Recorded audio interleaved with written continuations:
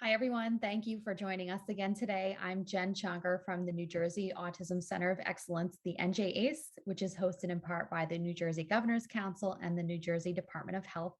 I'm super excited to be here. This is AAC Awareness Month. I'm here with two amazing speech pathologists, Courtney Willis and Sarah Loving.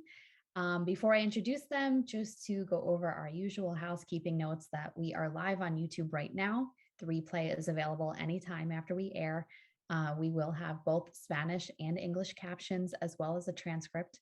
And we love when you ask questions and introduce yourself. So if you're comfortable, please feel free to do that. I'm sure many people may have questions, especially about AAC. So please feel free to ask any questions that you have, and we will get to them at the end of the presentation today.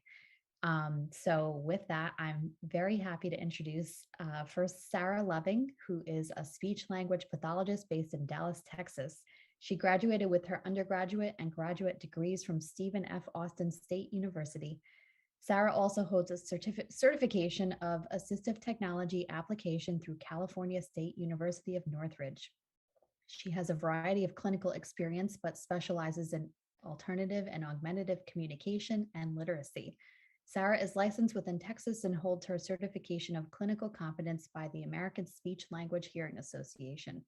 She's also on the board chair of the Texas Speech and Hearing Association within the area of assistive technology.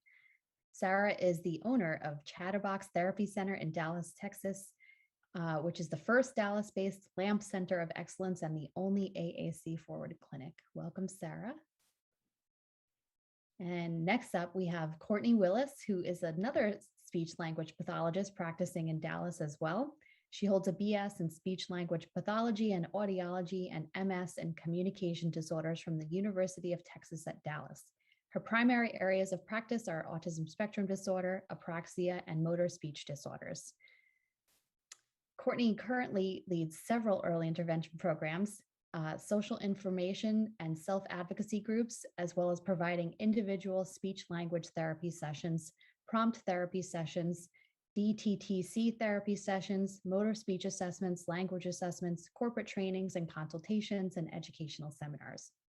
In 2020, Courtney co-founded InCLUEsive Learning, which provides comprehensive curriculum solutions for educational settings, digital and virtual intervention materials, and provides consultative services for entities seeking to meet unique communication-based learning needs and/or necessitating innovative intervention solutions. Courtney is also the graduate of the ASHA Leadership Development Program and currently chairs the TSHA Executive Board on Scope of Practice and Encroachment. Maybe we can hear more about that later as well. So with that, welcome to both of you. And we will get started. All right. Well, Jen, thanks so much for that introduction. I think I'm up first, so let me share my screen here. So today we're going to be talking about collaborative AAC and Apraxia intervention. We call this the dream team that holds the key to maximizing progress. And I think, well, number one, surrounding like Apraxia and AAC, there's a lot of misinformation. So I'm really excited to get into this topic because it's something I'm really passionate about. And I think it's an area where there's a lot of room for innovation. So with that being said, let's get started. I am Courtney Willis. I do own Speech Wings Therapy in Dallas, and pretty much the same information that Jen provided in the introduction. My disclosures are that I am a speech and language pathologist and a motor speech specialist. I own Speech Wings Therapy and InCLUEsive Learning, and I do chair the Texas Speech and Hearing Ethics and Scope of Practice Committee. So what I'm going to cover today are like the basics of collaborative AAC therapy, treatment goals, why collaboration is better, the elephant in the motor speech room, and how to support your AAC specialists. Then when I finish up with that, I'm going to pass it on to Sarah, my AAC specialist. So let's talk about collaboration. And quick, just right off the bat, I'm going to tell you what these sessions look like, because we do get a lot of questions from people when we do this presentation as far as like, well, how do you do this? So this is kind of a quick summary of what happens when Sarah and I participate in a collaborative Apraxia and AAC therapy session. And these are just some things that you need to know. Number one, you will need to co-treat in session with the AAC specialist. Number two, you're going to need to discuss your motor speech targets with your AAC specialist prior to the session. It's also a good idea if you're a motor speech specialist like me who does like prompt and DTTC and just a variety of intervention methods that are individualized to the patient, that you go ahead and let your AAC specialist know what technique you're using, because now with my prompt, I do always make sure like I get consent from my kids, because I don't want them to feel like an adult can just go in and touch your body without making sure you're okay with it. But they need to know that if you're going to get in there, you're going to do some prompt, well, you kind of need to position yourself correctly in the session so that you can do that. You also need to determine what activities will be available and what targets you may address for each potential activity the patient chooses, because I do want to be upfront, like my preference is to allow the session to be play-based. And we insert the practice into a play-based session. But with that being said, like you do have to catalog the toys in the room and say, okay, well, if they choose this, I can use, A, B, and C targets. If they choose this, I can, do D, E, F targets. It's a good idea to have your words printed and ready prior to the session, a data sheet where you just need to circle is often best. Really the best, in my opinion, would be to video the session. So that way you are able to look at your patient and you're not looking, because a lot of times when you're looking down on a piece of paper, you're going to maybe miss something that is vital. Next, you're going to just have a loose schedule available in the event, in the event that you have trouble incorporating the blocked practice naturally into the session. And by loose, I mean like play for 5 minutes, and that's going to be Sarah's time, movement time for 2 minutes, because the way we do Apraxia therapy is it's all about the movement. And even if you can't imitate this movement, then we go to gross motor movement. And so you just kind of want to have that sitting out. So that way your patient kind of knows what to expect and knows what's coming. And it's just not quite so awkward if you're having trouble kind of like pushing in to do that block, that blocked practice in a natural way. But again, your goal is to incorporate multiple repetitions for each target word naturally into a play-based therapy session with your AAC specialist. If you are a speech pathologist or you're a parent, if you're a parent, it's probably going to look weird. If you're a speech pathologist, it's going to feel weird. But just remember, you don't have to be perfect. And my last tip for this is you may need to agree on a hand signal with your AAC specialist to let them know that you're going to attempt some practice reps so things don't get awkward. Because that's one thing, Sarah and I have known each other for a long time. So like our signal is just kind of like, and she'll kind of back off or support me with the AAC device as I'm attempting to get those reps knocked out.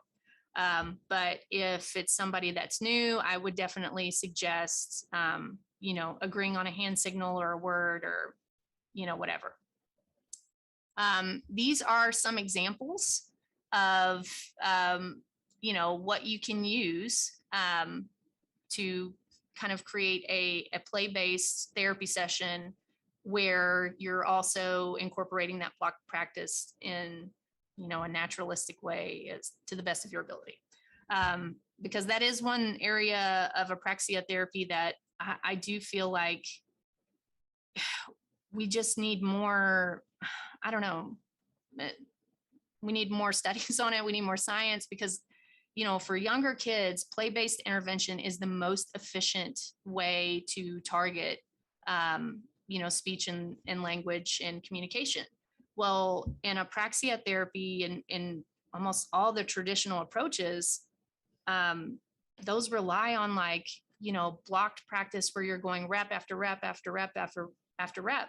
And yeah, you need that to like, form those new motor plans. The only problem is like, it's totally ignoring this whole other aspect of therapy that says like play-based is best. And so I don't think we've gotten to the point where we're using the most efficient form of intervention yet, because I don't think it's been created, to be honest. I mean, and I'm not saying that, other apraxia therapies are terrible or anything like that, but I think there's room to grow there. And it's an exciting time to be an apraxia specialist or a motor speech specialist. But here are some examples of how you might do this. Pretending the marbles, or pretending to be marbles with really pushy personalities in a marble race, saying me, for the whole race. Because, you can talk about with your patient, like, oh, they all want to be first. And so they're all just arguing with each other saying, me. I can't tell you how many reps of me and how many kids that have gotten me for the first time I've had just by doing that activity.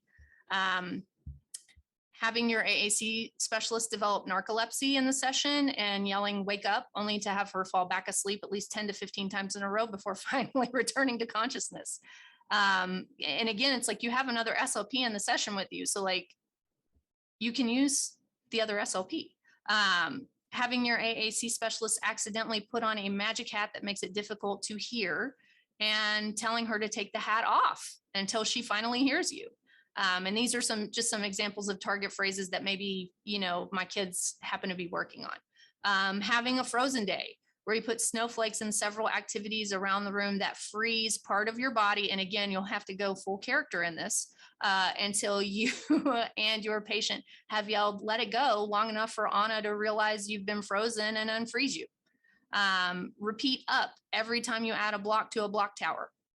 So it doesn't have to be incredibly complicated. Drop a toy in a bin of beans and yell help repeatedly until the toy is saved. Attempt to feed a stuffed animal friend terrible food and help your friend say no way after the restaurant repeatedly attempts to fix the order. These are all things that you can do in a play-based speech therapy session that would allow you to incorporate multiple repetitions of a phrase or a word, but still keep it as play-based as you can while doing blocked practice. But what about goals, right? Because what most people don't understand is that your AAC specialists can also be of assistance with goals. So AAC, there's gold and goals, and then there are hills. Here's what your AAC specialist can add to your apraxia therapy. Number one, monitoring a child's preference for words on a device often provides functional motor speech targets with the added advantage of intrinsic motivation. So if there is a button that a kid is constantly pushing and it is like a total part of their world, I want to, as a motor speech specialist, how motivated is that kid going to be to try to say that word as well? So that's going to be better than anything I can pull out of my brain, because that is a word that's in their world and that's functional to them, and that they have a positive association with as far as using that word in communication. Next, a child's AAC device is a window into their world. In most kids, on most patients' devices, you see their dogs, you see their teachers, you see their mom, their dad, all the stuff they like, the snacks they eat. That's huge when you're planning target words and phrases. Next, if used correctly, AAC can be a bridge to drill work and play-based therapy work. And what I mean by that is, like, it allows you, unless you have an AAC device in the room, and unless like there is a back and forth communication, like there's no real way to like let that kid know, like, this isn't just about you coming in and doing drill after drill after drill after drill. Like, I want to have a connection with you, and I want to have a relationship with you, because that's when communication matters. And that's when communication is enjoyable and efficient and fun. And it's why we communicate. We communicate to connect with other people and to share experiences and ideas in our worlds. And you can't do that with just drills. You have to have a way to connect to the child. Well, that's what an AAC device brings to the table.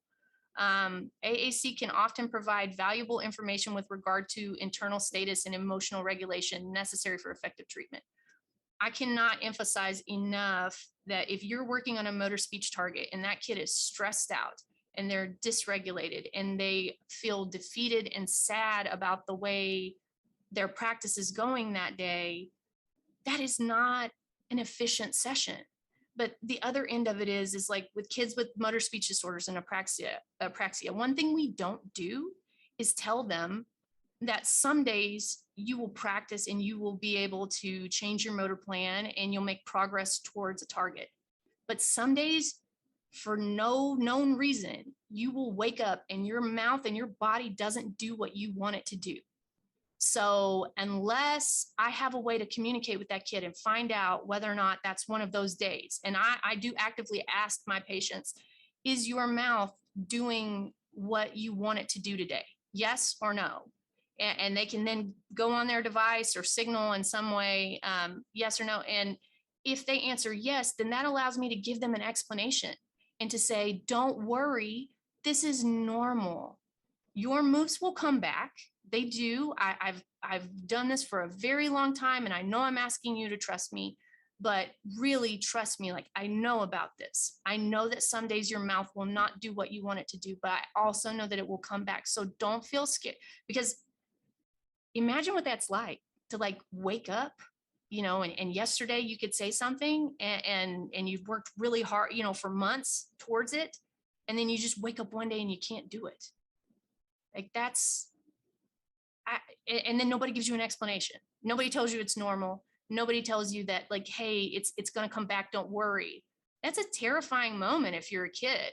And so, like, I can't emphasize enough how valuable having a kid be on a device is to me in my session. Because the other end of it is like, if you don't explain that, then the next session, the kid's nervous that their mouth isn't going to work the way they wanted, the way they want it to go. So they're dysregulated. And so they make less progress. And then it builds and it builds and it builds and it builds and it builds. And next thing you know, they're not wanting to go to speech. They don't feel like speech is effective. And they're super discouraged. And they feel like nobody's ever going to be able to communicate with them, and they won't ever be able to communicate with anybody else. So again, I feel like this is like a mandatory thing for motor speech disorders, not something that should be optional. And also AAC provides an auditory model that remains consistent. This is important if your patient has disorganized auditory processing. So auditory processing can, if you go on the Apraxia Kids website, you'll see auditory processing can co-occur with apraxia. A lot of times when things are disorganized, they're disorganized in more than one area of your brain. And so like a lot of my kids have really intense hearing. They hear things in a very intense way. Well, that means that if I am producing an auditory model one day, and then the next day I have terrible sinus, or my 2-year-old is like up all night and I'm just totally tired, my auditory model to them may sound different than it did the day before. I may not be able to pick up on it, but my kid that can hear an ambulance 15 miles away certainly can. And so when you're pushing that word on a AAC device, that never gets a sinus infection. That never has to stay up with their 2-year-old. And that never has different background noises going on in the clinic. That is something that they can hear in a consistent way, which it helps. Again, I don't have any science to back that up, and it's anecdotal, but I'm telling you, when I did it before without that, and now that I'm doing it with that model, I do see improvement in my patients. And I do realize that this is something that, if you're a scientist, can we study this, please? Because I would love to have some science to back this up. And I do feel like it will. But let's talk about why, if you're a motor speech specialist, why it's better to collaborate with an AAC specialist and to make sure that your patients have AAC.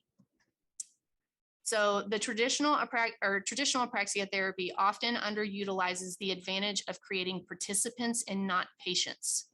And for anybody out there that's read, The Body Keeps the Score by Bessel van der Kolk, this quote will be familiar. But, and it just really stuck out to me as a motor speech specialist, because I do feel like we treat apraxia under the brain disease model. And he goes into the brain disease model overlooking these 4 fundamental truths.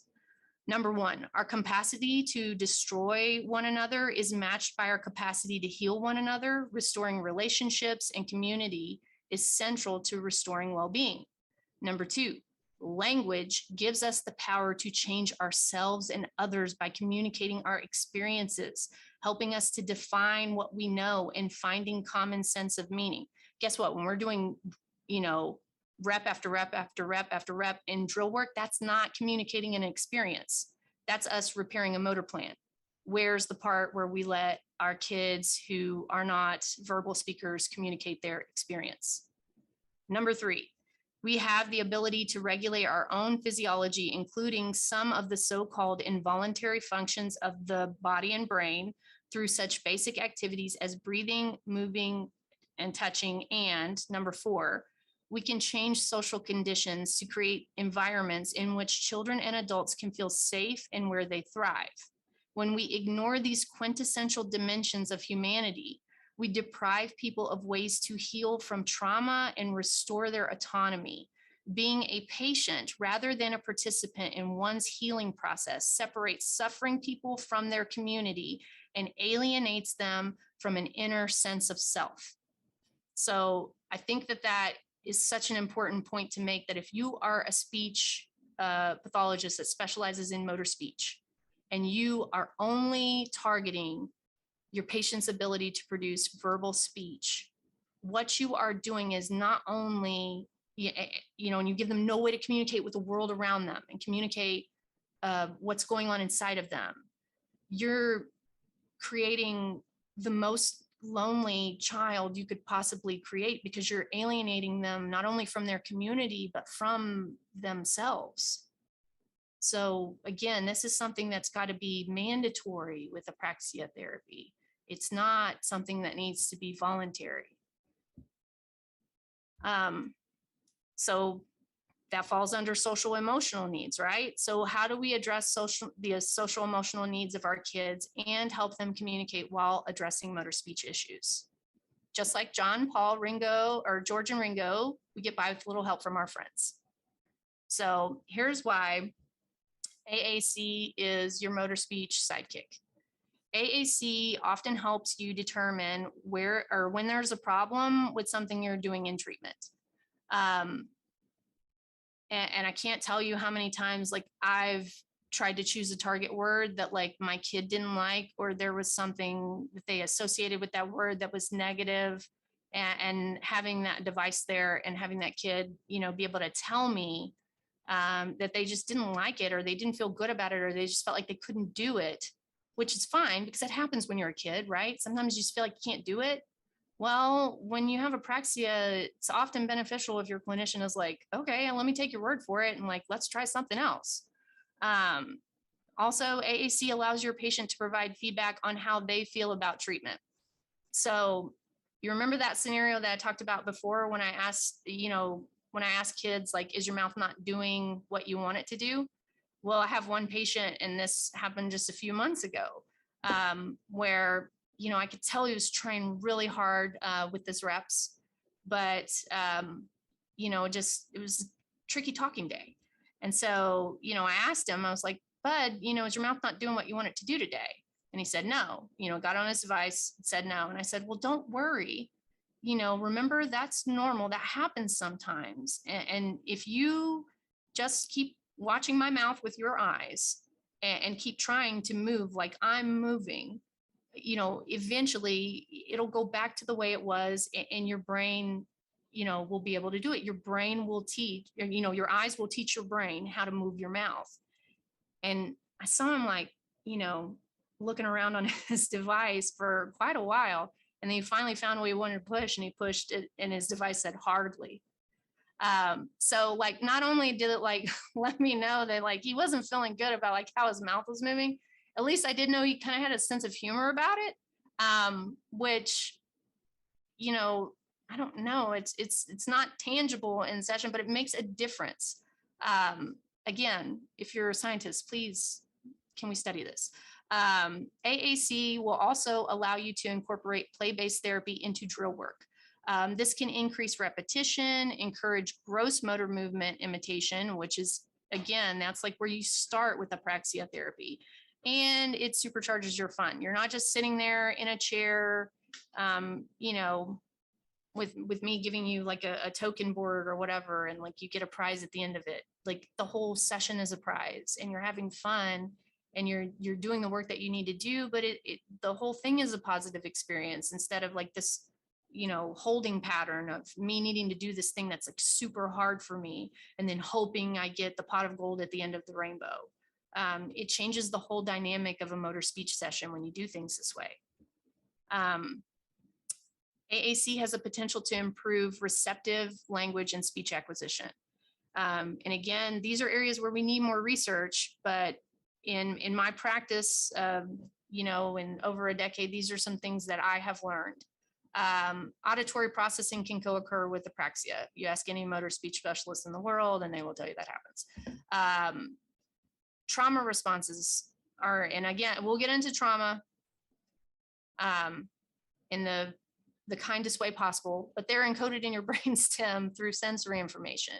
Having apraxia can result in some trauma because, like, in order to, you know, work through trauma, like most of the time that involves communication.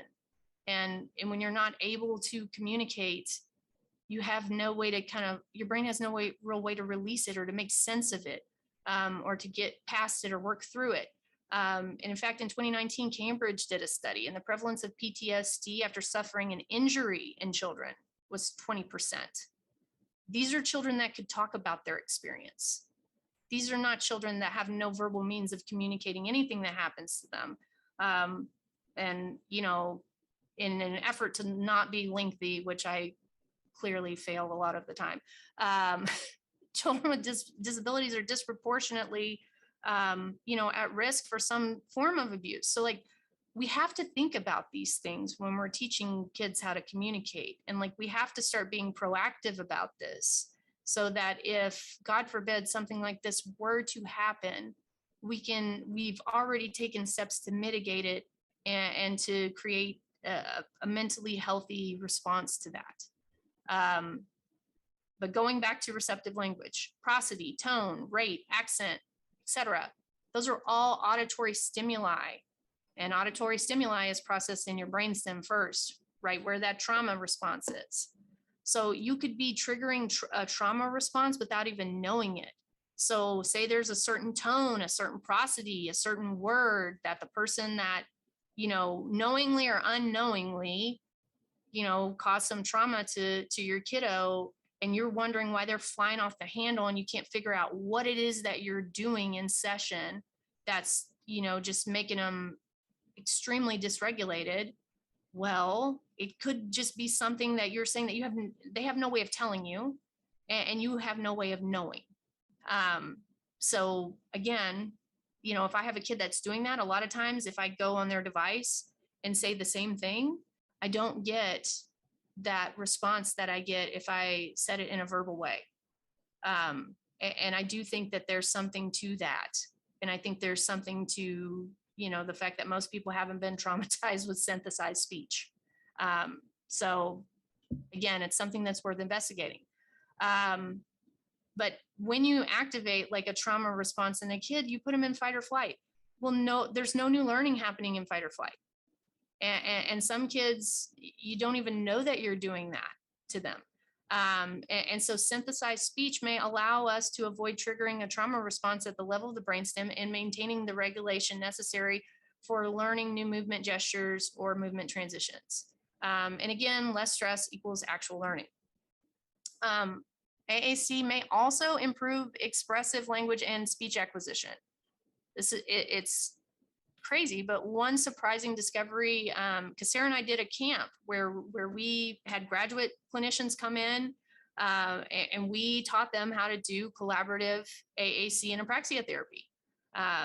And one surprising discovery we've consistently observed while co-treating AAC and Apraxia patients is that expressive language skill development on an AAC device often precedes or co-occurs with gains in speech acquisition. It's wild.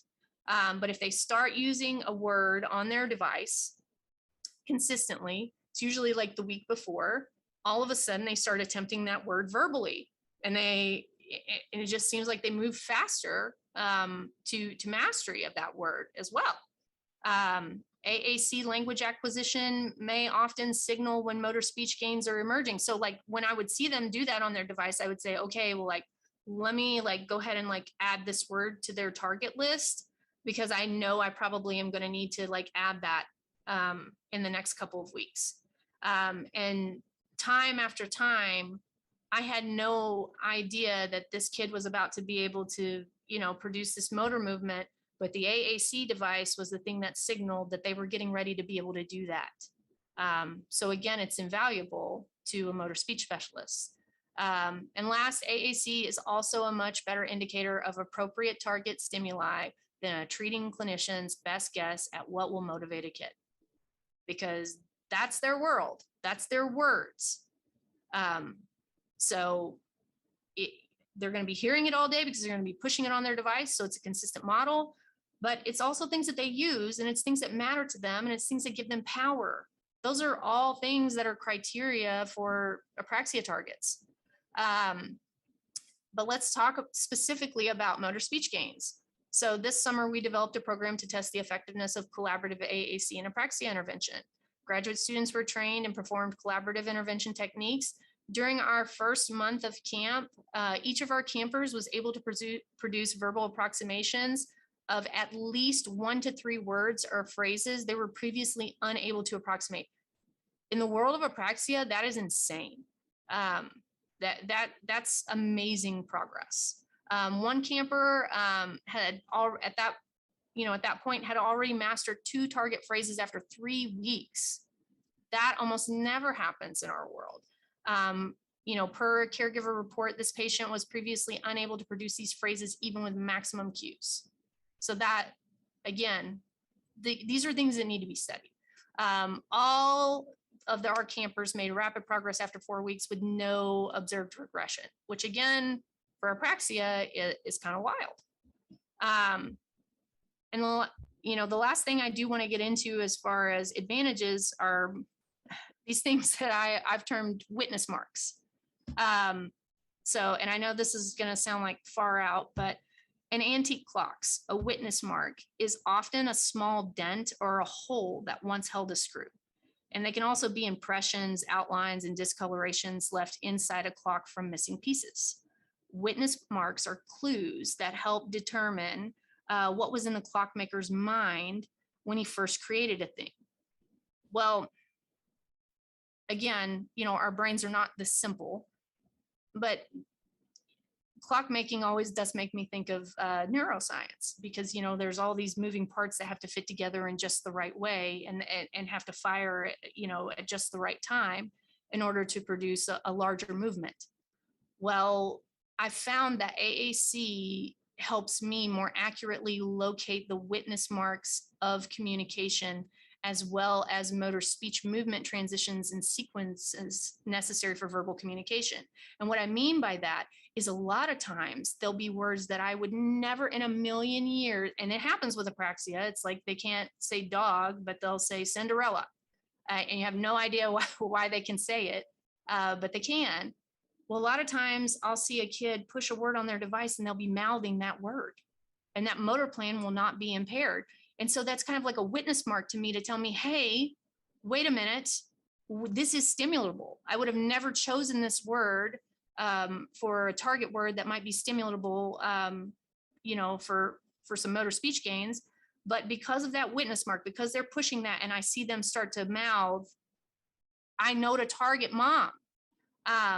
And so it's much easier to see what's missing when you have a clear view of a kid's inner workings. And I feel like an AAC device does give you a clearer view of your patient's inner workings. So I kind of prefaced this earlier, but there's another advantage to using AAC in your therapy sessions, and no one talks about it because it's hard. So if you're a parent, I'm sorry, it's going to be hard, but as a therapist that's done this for a long time, I do feel like we need to start talking about this, because it's something that we just need to be aware of so that we can have an appropriate response to it. Apraxia can be traumatic. Again, what I was talking about earlier is like your mouth helps control your world. And when you can't control the thing that helps control your world, and you're a kid, that is hard. And so again, we'll go back to the body keeps the score. The world's leading expert in trauma. When children are unable to achieve a sense of control and stability, they become helpless. If they are unable to grasp what is going on and unable to do anything about it to change it, they go immediately from fearful stimulus to fight, flight, and freeze, or to that response, without being able to learn from the experience. So that sounds a lot like apraxia. You're not able to achieve a sense of control and stability because your mouth isn't even stable a lot of the time. And you do feel helpless, and it is hard to understand what's going on, and it is doubly hard to do anything about it. So the inability to communicate consistently with clarity and across a variety of situations can often result in a constant state of instability and a decreased ability to control one's world. For most children with apraxia, this experience is traumatic on some level. Now, I'm not saying they get PTSD from it or whatever, but it is traumatic. And this is just my saying, when kids can't connect or relate, no matter where they live, even if they're in the best home with the best parents, trauma may be their home state. Until we can foster a sense of connection and relation, they may feel like it's traumatic. But here's why paying attention to trauma, or here's why we should be paying attention to trauma with how it relates to apraxia. Look at how your brain processes stimuli. So you have your 5 senses, which is your input from the outside world, and then you have your interoception, which is your input from inside your body. Well, that goes up your brain stem, to all those other areas, and then your higher brain functions are the last to get the stimuli. So if any of those 5 senses, is picking up on something that reminds you of a time where you felt helpless and confused and you had no control over your world, well, that's going to be a problem for practice, right? And it's going to be a problem for the kid and their family and their life. So like this goes deeper than just addressing motor speech issues. This is like, let's create an environment that's, not only like therapeutically, like, we're enhancing your skills, but like, let's make a mentally healthy environment for you and your family and improve your quality of life. We can do it. Like, we don't just have to teach you a motor plan. We can do other things too. We're SLPs. We know how to do this stuff. So by incorporating AAC and apraxia therapy, it helps therapists approach intervention with empathy and a way to connect. Empathy and connection often result in mutual regulation, because regulation can be, another person can be a regulator for you. Well, when you have AAC, you increase your chances of being able to achieve mutual regulation, right? And regulation in therapy means more efficient learning and a more mentally healthy environment for our patients. So with everything we get from AAC, all the advantages we have as a motor speech specialist, we do need to make sure that is a two-way street.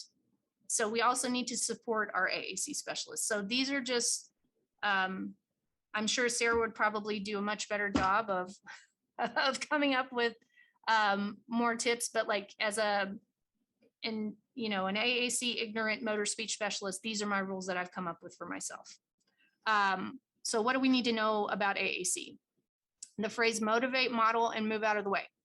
So we don't need to be like asking a kid, like find dog on your device. Like, no.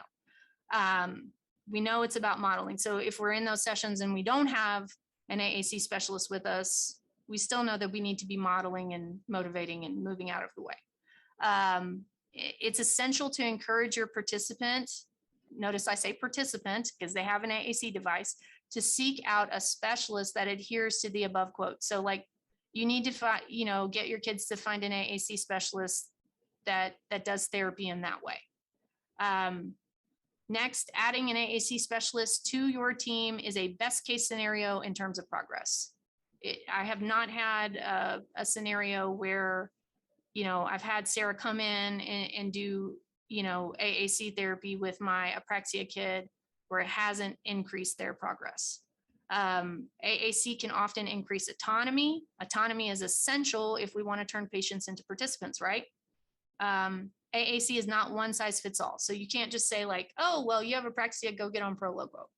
Or, oh, you have Apraxia, go get on LAMP. They need to go to a specialist and it needs to be individualized to your patient. You should encourage families to seek out a specialist to assist with trialing different apps and or devices. Because a lot of times kids will come to me and they have like only been on Proloquo or Proloquo to go because like that's what their BCBA like knew how to use, which is not how you select an AAC device for a child. You don't select an AAC device based off of like what you know how to use and where a device where like where the words are. It's not for you, it's for them. AAC is not your competition. Like it's not. We're not in a race. Like whoever wins the communication race, I'm on your team.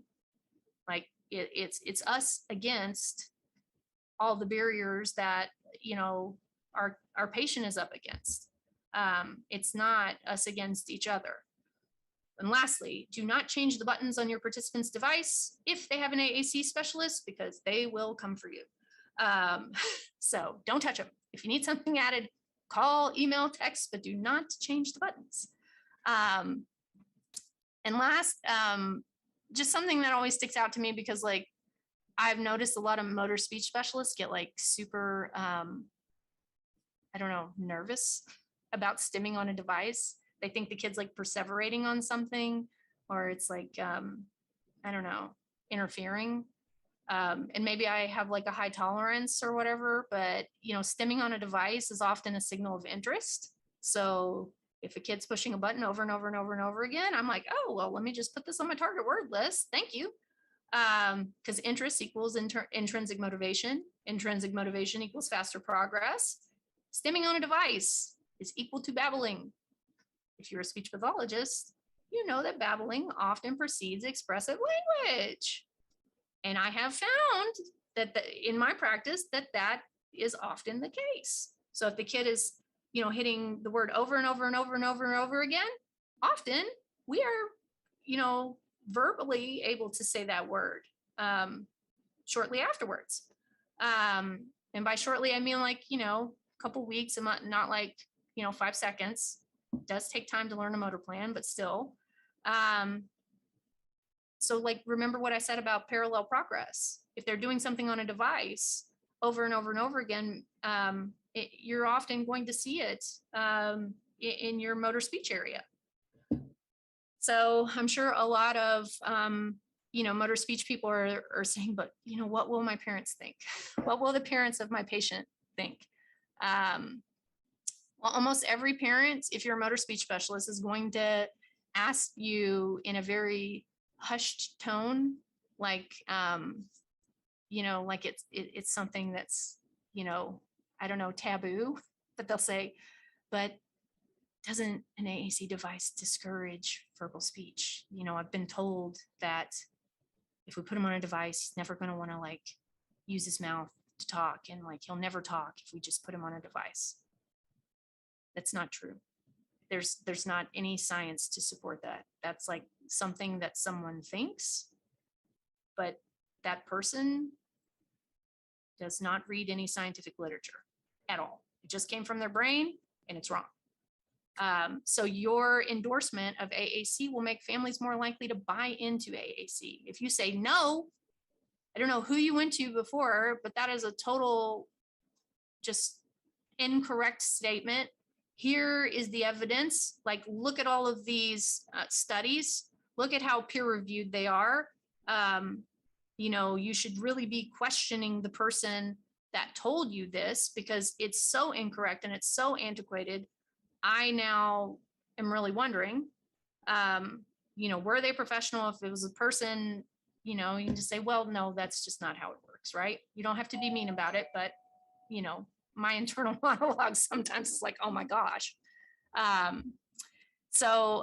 And also, like, conversations about AAC are also great ways to bring up autonomy, agency, safety, and destigmatize alternative forms of communication. Because if you as a therapist are sitting there saying, look, if he tells me something on LAMP, that is just as valuable as this kid telling me something with his mouth. And please do not make him try to practice that word after he says it on his device, because those are his words. That is his communication. Can you hear it? Did you understand what it meant? Do you know what he wanted you to do? Do you know what he wanted to communicate? Okay, then. Like, who cares if it's in Lamp's voice and not John's voice? Like I want to know how John's feeling and how his world is going, and like what he likes, what he thinks, what his favorite color is, what his favorite TV shows are, like what's funny to him. Like, that's a much more gratifying experience than hearing him say, you know, help or whatever. You know, like, yes, you do need to be able to say those things. But what I'm saying is, you can do so much more on a device most of the time than you can, you know, in the initial stages of you know, Apraxia therapy. And that matters. And a kid shouldn't have to wait to communicate all that information just because, like, this is disorganized. And you should also want to be on the right side of history and science if you are a therapist, if you're a medical health professional. So again, we need to be encouraging AAC. And the whole they're not going to talk is not only incorrect, but it just needs to go the way of the dodo. But with that being said, let's hear from my awesome AAC specialist, Sarah Loving. Courtney always sets me up for so much success, so it's going to be fun. All right. So my name is Sarah Loving, and I am a speech pathologist. And I am an AAC specialist in Dallas, Texas. My disclosures is I own Chatterbox Therapy Center, and we are an AAC center. Primarily we do other things as well. But this is my passion. And so, I wanted to do more, and I wanted to, gain those opportunities to make sure my kids grew too. I am the chair for Texas Speech and Hearing Association for the Assistive Technology Committee, and I do hold certifications for AAC and literacy as well. So let's get into AAC. So we want to talk about the duo, right? Like, Courtney comes in, and then a lot of the time I get to play Robin, and I like have this like love for Robin now, because I want to support Courtney in every way possible, and every other therapist that I also have that works on that verbal speech. And as long as you are a team of treatment professionals and collaborating, this is what it looks like. It can be everyone on that team, family, the client themselves, that participant. I want them to make decisions as well. And so when they start making decisions, I start getting excited, because now their world is opening up. I don't care if it's verbal. I don't care if it's on AAC. I want their world to expand. And then I also deal with a ton of other professionals as well. Occupational therapy, physical therapists, you name it, I probably get them in here as well. Because if they don't know, they can't treat what they don't know, right? You only know so far how you're moving forward. Oh, if I can increase. Yeah, someone asked if you could increase your volume. I can try. Like everybody next door is gonna be like, Sarah's yelling again. So we'll give that a go. So here is what we want to do with making this treatment team fluid. I want therapy to move in and out. I want it to feel natural. Courtney also touched base on like sometimes it doesn't feel natural. And how do we get it to make feel natural? So we have an open line of communication. When Courtney and I treat together, I know what she's going to do and she knows what I'm going to do just because we're so familiar. But there are therapists that come in here that don't. And so we start down with, okay, I need you to give me a visual. I need you to give me a sign that you're ready to move. You're ready to like to try and put your hands where you need them to go for prompt, or you want them to move forward with a word. And so we have seen so much progress when we treat together on a regular basis. And it's just kind of unheard of. I think some of the things that Courtney was talking about with Apraxia, I have kids that I'm an AAC for a reason. I'm not an Apraxia specialist, but the words that they're gaining is just beautiful. And so we want to make sure that everyone has knowledge of what everyone else is about to do, so it makes it go a little bit smoother. So we want to make sure when we're doing this smooth that we're kind of determining methods of the madness, right? Like I want to make sure that I know exactly which way Courtney's going to go. Is she using prompt? Is she using DTTC? Like where is she going and how do I need to support her? And so we're kind of watching for this crucial piece of implementation because I need to know if I'm in the way or if I need to be in peripheral or where I need to be, which is a very big spot. And language in the research has already determined a lot of these practices separately, but not together. And so we want to try and get this discussion moving forward for others out there of why are they not together? So this kind of brings up barriers. We have things that just kind of hit us really hard. We're hitting up against a wall sometime. And I feel like often I hit the wall before Courtney hits the wall because everyone is like verbal is king. And I will put the crown on verbal. I want them to have that moment. That verbal is so much faster. It can be ease of access. I want them to do that. I don't want them to not have that expressive means of communication. But here is where I start having issues. AAC is the last resort. AAC is only for nonverbal kids. It will hinder their speech production.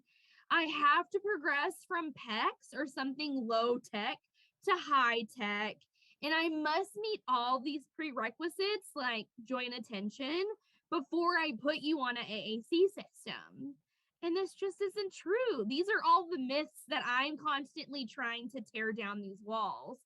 And the research is there. I try to put the research under each of them that are there so you could see there are more pieces to this. And I didn't even like get into the fact of, I hear a lot of the times, well, I just don't really know if they're going to be able to do it. And I'm like, oh, okay, just send them over here. Come on, bring them on in. And let me just show you what we can do, because we have the motto, if they're breathing, they can communicate, and they probably already are, and you just have no idea. So we're breaking down these walls one by one and just trying to make sure that everyone understands kids are communicating, people are communicating. We just need all of these prerequisites and everything to kind of move out the way.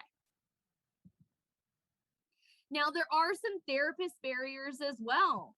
We have some lack of consistency of usage of strategies or devices, maybe the consistency between therapists as well.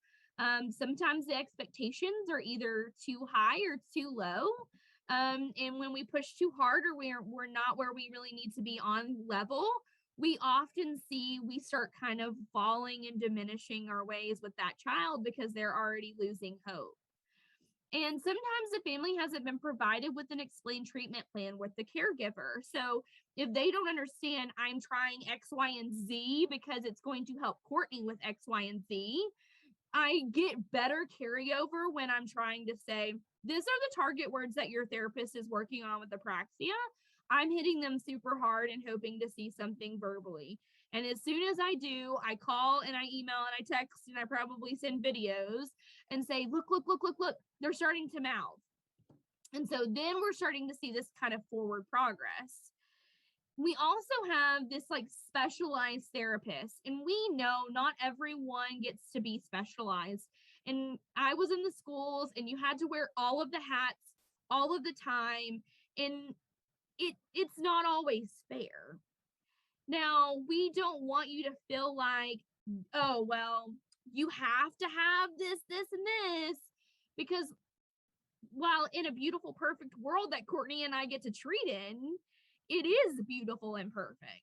However, we know that it's not true for everyone. But if you have the capabilities and you can do this, you should try it. Insurance and financial barriers. A lot of the time we often see we have two different, like we have kiddos that are paying out of pocket, and how do you handle that? Or we can't treat on the same day, much less treat in the same spot at the same time. And so we just have a lot of lack of financial and insurance eligibility problems. And then we have this lack of opportunities with outer areas. So I'm from a small town, and so there would be no way that they would be able to find this. Now, teletherapy has opened this up drastically, and you could have both people online doing this at the same time, which is pretty cool. So now this new world of technology is really pushing us out there so we can get into other opportunities and support other families around the state and around the country. So let's talk about AAC, right? Happy AAC Awareness Month. And what are we looking at within assistive technology is already something you do all day, every day, and you just don't realize it. Because we think of AT as something you need to plug in, but it's not. Who uses a calendar? Who uses their iPhone or their Android to keep up with new things on their phone, and they need a reminder list and a grocery list? Because you can't go to the grocery store. I can't go to Target without one, or I walk out with 2 buggies full. And so you really need to hone that down. And that's all assistive technology. It's to support you. And AAC is only one branch of this. And within AAC, we have more branches. Well, is it augmentative? Is it supplemental? Or is it alternative? Is it going to be something to compensate? And then is it aided or is it unaided? Is it something that is going to have an external system? Or is it something that is unaided, like sign language, that's only having a body alone and expressions and movements? We already use that every single day. You already use unaided AAC. Pretty cool. So now when we look into this, we say, okay, all right, I understand I'm already using this. It's not so scary. So how should we move? There's this new really big term out there within the AAC world of presume this like potential of competency. And I really like the potential more. I really like this potential piece because yes, we know you're competent. We know that you can do things, but has that potential been realized yet? Do you know what that kid holds in them? Well, with an AAC system, we can sure try. We strive for every single one of our kids to learn to read and write. And we want that potential just to keep moving. We want it forward. We want to keep moving forward. And we don't care how complex or how severe they present on the outside, because on the inside, they've already heard what you've had to say. They probably have a few choice words for you as well. And I'm ready to hear them. So we want to make sure that this scenario of, well, I've been seeing so-and-so and, I can't really do a whole lot more with them. And maybe it's your turn. Why am I just now getting them? So we're ready to push forward. And when we have these kiddos, we start asking why. Well, why is the Apraxia specialist not getting all the targets that they need to get? And then Courtney and I just start kind of tearing at all the pieces of, okay, well, why haven't we seen the progress? Have we tried this? Does this work? Why didn't that work? Like, it's a big puzzle, and Courtney and I love the puzzle. And so we start getting in the nitty gritty and then going, okay, this is where we are and this is how we build. And so we really look at everything and just give that child forward approach. So what is all the buzz in AAC right now is this core and fringe vocabulary, right? We hear a lot of, well, core is the most frequent vocabulary. It's used all the time. It's a lot of context, but it's not a noun. Okay, and so that's really the only thing you need to remember. Fringe, not a noun. Our fringe is your noun. Core is everything else. And so here we look at a lot of core and then hold it together with some glue of fringe. And this is where I start having Courtney going, hey, what words have you really heard that are kind of off the wall that they use? We have one kid, Buzz and Woody.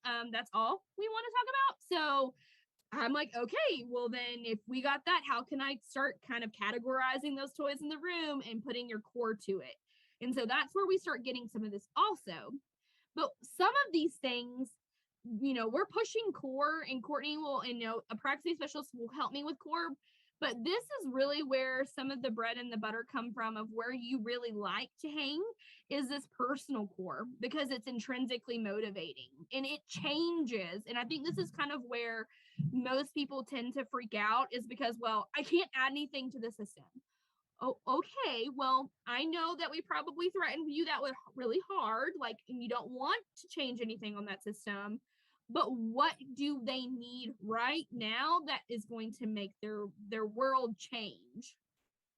And these change all the time. So I have taken the last 3 springs, and here comes 2020 right around the corner, and so I can't wait to see what's going to be changing on my core then. But in 2019, we were traveling and going to Italy, and my husband's name is Luke, and I was drinking all the sweet tea in the world because no one really made me not to. And so then spring of 2020 came and COVID hit, and I had identical twin girls, Amelia and Ansley, and so now their names should be on my talker. And twins and water, I mean, because now someone was saying drink a lot of water. And so now my vocabulary is changing, and then 2021 comes and it changes again. So these things are never ending, and they should be changing all the time. But there are specific places that you should put them in, and talk to your people about where they need to go, because I am kind of a stickler, and I like to have things their very beautiful way that they come on the box, and there's a reason for that, and then I add and I change to supplement later. And they also, I do a lot of spelling. I want them to spell, I want them to read, I want them to move forward. So if they can spell and they can read, then let's spell some of these words. So modeling is the next piece of this, right? You've heard a few other things go on. Courtney kind of mentioned modeling. Well, here's what modeling is, and I wanted to give you a good example of modeling without that expectation. So I want to talk about words that are meaningful and important, but I'm not going to give them a full string of the sentence. I'm only picking out a few keywords and then kind of moving on. This also does encourage that expressive speech, or as AAC users like to call them, mouth words. And I never really thought about this, because they're like, this is expressive speech, Sarah, get off of it. This is like Courtney was like, well, these are their words, you know? And so they have kind of like coined this term of mouth words, and I love it. I'm like, okay, well, which do you want to try? Like, how do you want to try? And we have one girl that I'm like, up to you. You can tell me with your mouth words, or you can tell me on your talker. And she's like, yes. I'm like, okay, let's go then. Let's do it. So making sure you know exactly where that kid falls. So there are some principles of modeling that you should be aware of. Make sure that they're attending, but I have a lot of kiddos who attend at a peripheral. They don't attend straight on. And so a lot of people get caught up on that. Like even attending auditorily, some kids do better. So however they're attending, you should be looking at them as a full picture and saying, okay, well, they're not looking at me, but they're still learning and they're still hearing this. So I'm going to continue to model that word. Giving it at a pace that allows them to have a activation rate so they can see you do it. I can play quite a few, like, I mean, I kind of like play on like keyboards now at this point. Like I can do AAC devices kind of all over the place. And so I want to make sure that I'm going slow enough, because half the time I catch myself and I'm modeling too fast. And so I need to go slower. And modeling at a level that is one or at where they're at right now. So we'll kind of talk about a little bit more about this like language development piece, but we want to make sure that we're developing them where they're at, or pushing them a little bit farther. So if they're at a one-word utterance, you should be like continuously doing 1 word to 2 word phrases up above them. So keep pushing them a little farther. They need to see the language. They need to hear the language to make sure that they can do it too. We also want to make sure that we're pairing this visual model with a verbal model. So filling in the blanks.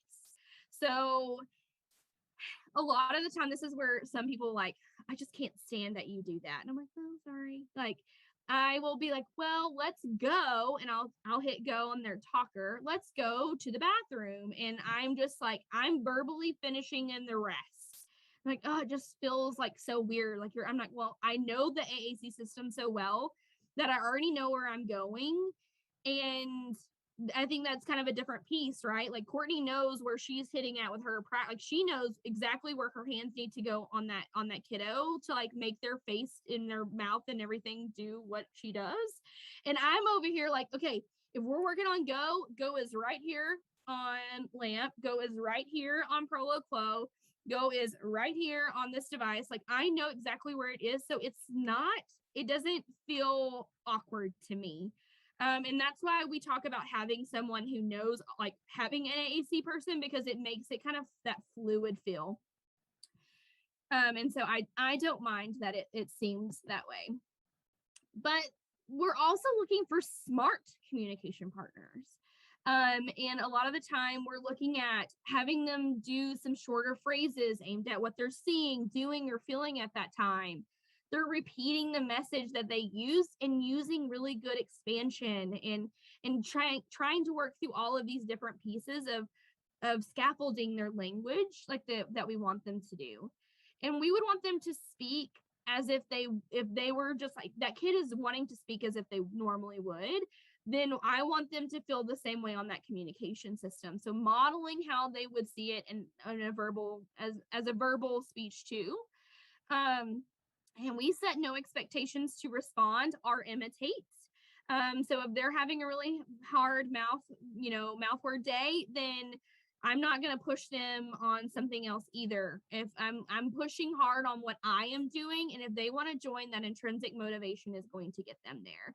Courtney and I joke all the time, we want to be the best toys in the room, because when we're the best toys in the room and we come up with these like ridiculous play schemes, it's kind of hard not to want to play Olaf. So let it snow and everything else that we have going on, the kids just want to play. Now, we want to make sure that they're allowing time to respond. I had a kid in here today. It was a 6-minute response time. The patience you have to have is uncanny. Like I am constantly like, don't, like, because I'm like videoing her for mom, and I'm like, she's gonna do it, and it's just gonna take long. But that's down from the 10-minute time that it was last week. And I'm just waiting, and I'm waiting, and I'm talking, and I'm showing, and I'm waiting. And then I don't touch the device. And it took me 6 whole minutes, but she did it. And we were like screaming, and she was like, that made you happy. And I'm like, no, you made yourself happy, because you just got whatever that was that you just said. And I didn't care what it was. We're just hanging out. And then we want to narrate what they're seeing or doing. Give them what they want to say, when they want to say it, how they want to say it. These kids need to know what these words mean and how they work. If they don't know how to see them on their talker and use them, they're not going to use their talker. And that's why I'm like, it's often so hard for me when I see SLPs giving out devices and saying, here you go, and then bye. I'm going to expect you to use 3 words on that tomorrow, okay? I'm like, no. Like, that's not how it works. Like, I need them to get a full year of language development in on this. And if I get anything before that, icing on the cake. And then let's see where they're at language-wise. So what does the research say? Well, actually a whole lot. And I wanted you to see what the research actually has to say, because it just keeps going and going and going. And so what does it look like? And that's probably the one thing I get asked the most is, well, what does this really look like for an AAC user to use this, to do this? And so I wanted to make sure that you could see it.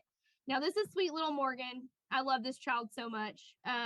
This was quite a while. This is pre-COVID. And so she's doing a lot more now. And I just want you to see what a good model looks like. Green. Put it on. So there I go, model. Whoa. What do you hear? You hear it? You hear For the word that she heard, what's going on in her environment. You push. Whoa! Yay! Put it on. Woo! Put it on. Do more? Yeah, I know. Look, do more. Do more. Green. So she doesn't even try and use it at all yet, right? Like she's not, and I'm not pushing her. At this point, the words that I'm targeting are very new to her. AAC at this point is pretty new. And so I'm giving her what she needs to say or what she could say at that moment. Oh yeah, you hear something outside. That was really big and loud. Oh yeah, let's put it on your paper. So I am not pushing her at this point. I'm just letting her see the language, letting her hear the language. And then later I start pushing her pretty hard. And she is one that I have pushed pretty hard. So let's talk about a little bit of language development, because that kind of the comment of, oh, here's your device, now have fun giving me that 3-word utterance doesn't happen overnight like we think it should. And AAC therapy is language therapy. And this is the thing that like I just love the most, is that I'm not doing anything super crazy. I'm doing language while Courtney's working on the speech, and we're just marrying the two, like we're just doing what speech pathologists do. And I want this kid to see what my model looks like, provide what they're needing. They can just get it and walk away from it. And I think the part of this portion is that we don't look at this from a language development standpoint a lot when we have AAC systems. A lot of the times what happens with AAC systems is we go straight to I want, and then whatever the item is. I want whatever is a 3-word utterance and should not happen without a ton of other things happening behind it first. And that's why I think my portion of this is we need to step back and figure out what in language development we're missing, because they've had language for years and years and years and years. They've never seen it. And now you're giving them something that they have to see language. Okay, well, now I'm confused. But yet, I'm supposed to give you I want taco, but I don't even know what I means. I don't know what want means. I know what a taco is, but these two need to also stand alone from themselves. So we go back and we look at language development in a whole new light. And language isn't just one direction. It's not requesting.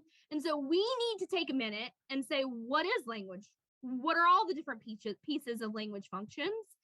Well, there's quite a few of them. And a lot of the time when I get kids in here that are already on systems that don't just start with me, all they really can do is label and request. Most of the time. Sometimes I will see them do cessation. They'll tell me to stop or that they're done.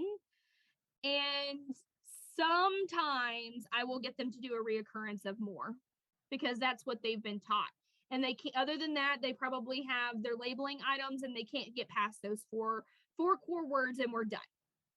And so now I'm like, okay, we got to dig. We have to go deeper. This is not language development. We've missed the mark. Now we have to go backwards and figure this out. And what we're looking at here is kind of stacked against our AAC users, because we're looking at a typical language developing kiddo, And they hear so many words per day, 4,000 to 6,000 words. But how many words did you model today? How many words did they see?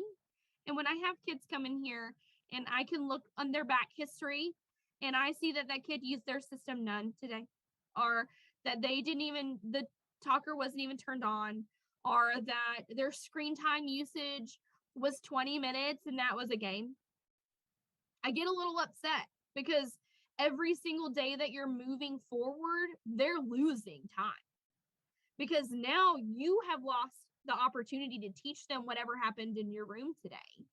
And we shouldn't, I'm not pressuring anyone to do it 100% of the time. It's just not realistic. But what I'm saying is, if you need to just walk by and be like, hey, how's it going? You already said that to the kid next to them and they answered you verbally, but our kid next to them can't, then you just ignored them. So allowing that opportunity. And then sometimes we have kids who have it 500, and kids with apraxia, sometimes it's even more, because now we've tied that auditory processing to it. But now when we start having it, taking away this discrepancy, and you're changing the way that they're hearing it, their times go down. And now we've put on this AAC role, and now we're pushing with verbal, and it's coming together beautifully. Now, a lot of the time, we've already talked on this one. 1 year is the first word for a child, but yet we expect immediate usage on an AAC device. And then we have kids who have this oral language hours that they're attempting from birth, thousands of hours, but will never be met if you're only doing it in speech 2 times a week. And so we need to hit harder. We need to do better in moving them forward in their language development. So, well, what do I use to do that? Because now you told me all these things, and, kind of feeling a little guilty because I didn't do that. And now Courtney has me also feeling like I need to get some of this going together. And we don't want you to feel that moment. I want you to feel, all right, how do I fix this? And so how do we fix this? Well, guess what? There's language development already done for you. And in this development, we already see all of these beautiful ways to make your resources. They're already done. And I use this speech and language developmental chart every single day. Like, I could pull folder after folder of my kids and show you, we are highlighting every single time. I'm like, hey, we met a new developmental, like, we did it. We mastered out of the 6-month age group. Now we're moving on to this one. Like, we're pushing them forward. And so if you download anything, download the speech and language development chart by GARD. It's one of the most informative all-in-one. Yeah, it's missing some stuff, but it's going to get you back to where you need to be. Now, why is this important? Well, when we look at AAC and Apraxia, we know that it's motor. Both of them are motor. And it doesn't, for AAC, we don't think about how delayed things are in the fact of on a system like motor movement, because they're doing that already. But Apraxia does, because now you're looking at that motor movement over and over again, and you're going, okay, well, something's not right on that one, but how do I fix this portion of it? Well, we're now providing this, we're having less opportunities to have a language-rich environment by just doing one. And now by doing both, we're increasing this and having more potential for a stimulus. And this also helps to give us more background knowledge to kind of help with that play-based too. So is there research in this for verbal kids in AAC? Well, yes, there is quite a bit of it. And I'd love to see more, because now what we're seeing is something different from what these research studies have already showed us. So I would love to see more in these kind of portions too. But there it is. It's all there. Now, Courtney's already hit on play development too, but we also know that play is often talked about as if it were relief from the serious world. Well, guess what? Play is the most serious learning for a child. And it is really the work that we should be doing in childhood. And I just love play development. So one of the things when I graduated school, I did not have a whole lot of play development under my belt. It was kind of, here's this, but it's kind of smoothed over. We moved on. We had plenty of other things we needed to get through, but play can be so beneficial for our kiddos who cannot tolerate the drill work and repetitive nature of practice. And we also see that they engage more, and we see that their learning goes up. So it really is something beautiful to have. And so we wanted to see that AAC is language. Now Apraxia can benefit from play as well. Well, now how do we tie this together, put a bow on it, and we start seeing now that their language is growing, their play is growing hand in hand. And so what I kind of wanted to throw the question out there, does it matter where you start? Because we have a couple of kiddos who've come in and like, oh, well, they're working on cause and effect toys. I'm like, well, but their language is actually at this level and they can do X, Y, and Z with pretend play. Or if we need to go back and kind of hit some more play areas, are we looking at their play development too, like language development? And a lot of the time my answer is no. And it's just because we often like, well, where do we get those resources and how does this really correlate?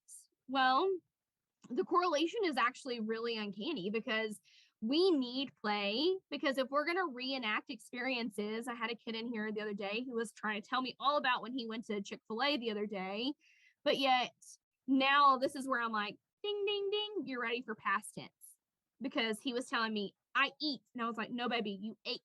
Like, no, we didn't do that. Like, now we're pushing backwards and we're like, okay, now that you're ready for this, I can push you farther in your language skills. He needs to be able to do some other pieces. And language is really, really important because when we look at AAC users, we often see they don't have a lot of this play development either. And so where are my resources? Well, there's 3 beautiful ones. And I like Wesby a lot. Like, that's the one I tend to go to a lot of the time. But it gives you the play schemes and it gives you where their language should be at that time. So great resources to have, and put that in your charts as well. And there's research for it too. So intervention techniques is kind of one of the other pieces that Courtney and I get into a lot, because one of the pieces for me is they teach us in grad school the min, mod, and max cues. And I am ready to throw them out the window, and my grad students have to learn all over again because I don't do min, mod, and max, because my min, mod, and max is different from Courtney's min, mod, and max is different from X, Y, and Z. It just never stops, and it just kind of goes out of control. And so we do prompting and cueing, and then what kind of prompt and cue they are. So we're not looking so objective, we're looking very specifically, and we put those in our prompts and our cues and our notes and our goals. So Courtney knows, oh, okay, so Sarah has to give, like, she's shooting for independent, but sometimes this kid needs a cue. And we do not do hand over hand here. We do not believe in hand over hand at all. Some of our kids who have tremors, we may give them support, but we try and work with our occupational therapist here to kind of work underhand with other ways to do that, because I just don't, a lot of our kids will snatch that device away from you and tell them that it's my talker. And I'm like, you got it, sis. Like, you do it. Like, I don't want them to have to move how they're handling things. And so prompting is when I'm doing the thinking versus cueing is when the child is doing the thinking, and it's very kind of more of a casual type of comment. And so we want to make sure that they both have their places and kind of notes within our sessions. Courtney and I are also very big in the autonomy of the participant, because we want them to know that they're getting out of their therapy sessions what they need to get out of it. If they have something that they want to do or want to say, then we're trying to move them forward in the best point possible. And so we want to make sure that it's not a forced thing, that they're not forced to say something, because maybe that's not a word that they wanted to target that day, and we got plenty of other things to work on, so let's do that. And a lot of the time I can see this. I actually see a lot more of that kind of trauma portion of this, because it leads to device abandonment. And I get a lot of device abandonment also cases in here, where I have had a kid take Proloquo and throw it across the room. And so then I had to completely start over with a whole new system. So we don't want it to be something that is abandoned later on. The goal is autonomy, and to make sure that they know that this is something that they have an internal motivation for. And there are techniques for me to facilitate this communication. We do a lot of expansion and extensions and choices and sabotage of putting things in boxes and higher on shelves, and they have to ask where things are, or this is in so-and-so's room. Can I ask for us to get that? We just want to make sure a lot of that piece is is worked on. The misunderstanding has to be a very fine line, because for Courtney, I don't want them to abandon their communication verbal attempts. But a lot of the time, if I can't understand what is being said, I need them to also find that word on their talker. And I usually do it in a, baby, I'm so sorry. Like, I did not understand. Like, can you please help me figure out what that word is? I want to get whatever it was, but can you help me? Like, a lot of time I'm like, I just don't know. And I really want to help. And a lot of the time that kind of soothes it, like, oh, Sarah, okay, well, I'll fix that. I'll just tell you on your talker. And so that kind of helps. Another thing that we do is from the Hannan Approach is observe, wait, and listen. And so we really try and observe and wait and give them that moment of, and like I said, like earlier, it took me 6 minutes to get a kiddo to do that today. And so we really stopped, I really listened, I really made that model, and then laid off. And it works. So if you have not heard of the Hannan Approach, it's great. I love it for AAC because a lot of the portions to Hannan go beautifully with AAC. We also use the 4-to-1 rule. We do not do a whole lot of questioning. What's this? What's that? What's that? Can you tell me what that is? What's that? I don't do a lot of that. We do a 4-comment to 1 question. And we try and make it more about them. Oh, I like dogs. And oh, it's big. Oh, look, he's running so fast. Oh, I love dogs. Do you like dogs? And I'm trying to get them, oh, okay. Whoa, she really wants to know. And so we want to make it more naturalistic. We also don't do a whole lot of yes, no questions here, only because yes and no is kind of a skill that kids usually already have, that if we need to do that, we can. But one of the pieces to me is it just takes forever to get it's a guessing game. So if I can get them to do descriptive teaching through the 4-to-1 model, it's much better. So how do we unite here? So let's talk about how we can make sure where we need to be. So remember that this really feels daunting. This feels like a piece to us that when we first started, we were like, all right, let's figure out how this is going to work. And then we just did. And it just started, we felt that it just kind of vibed on, and we knew where we were at, and we felt really good about it. So it's not going to be natural at first. You need to make sure that you have these targets in conjunction one another, because if you're working on something that is really left field from what the other therapist is working on, you're kind of battling each other for that, and you just want to be on the same goal. So we want to make sure that you know that this is their child's voice, and we could be partnering here at a really good time and making sure that this is an easier journey to walk.